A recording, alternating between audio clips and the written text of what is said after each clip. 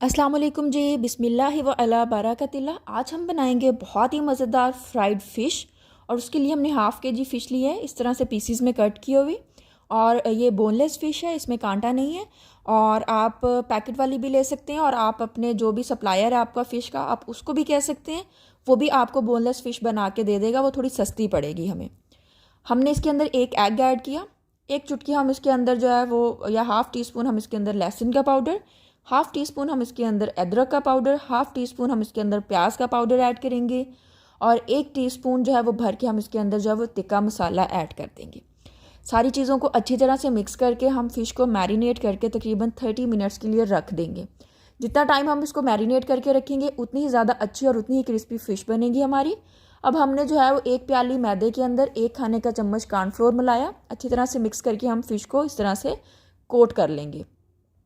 और उसके बाद हम पैन में ऑयल गरम करेंगे, और उसके अंदर जो है वो, अभी ऑयल इतना हमारा गरम नहीं हुआ, हम थोड़ा सा वेट करेंगे। ऑयल अच्छे तरीके से जब गरम हो जाएगा हमारा, तो फिर हम उसके अंदर सारे फ़िश के पीसेस जो हैं वो हम उसको रख देंगे। फ़िश हमारी जो है वो तकरीबन हम इसको 10 से 15 मिनट्स जो है वो साइड्स चेंज कर करके दोनों तरफ से गोल्डन ब्राउन फ्राई करेंगे। और हल्का सा हम इसको प्रेस करेंगे ताकि इसके अंदर से जो है वो पानी वगैरह भी निकल जाए। इस तरह से ज़्यादा क्रिस्पी और ज़्यादा मज़े की फ़िश बनेगी हमारी। बहुत ही डिलीशियस और बहुत ही मज़ेदार रेसिपी, और बहुत ही सिंपल है। और क्योंकि ये बोनलेस है तो बच्चे भी इसको बहुत शौक से और बहुत आसानी से इसको खा लेंगे।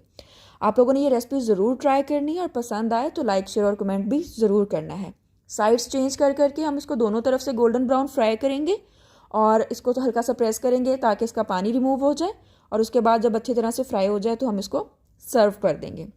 आप इसको अपनी मर्ज़ी की सॉस के साथ और सर्व करें। आप इसको जो है वो रोटी के साथ भी खा सकते हैं, और वैसे भी सैलड के साथ खा सकते हैं।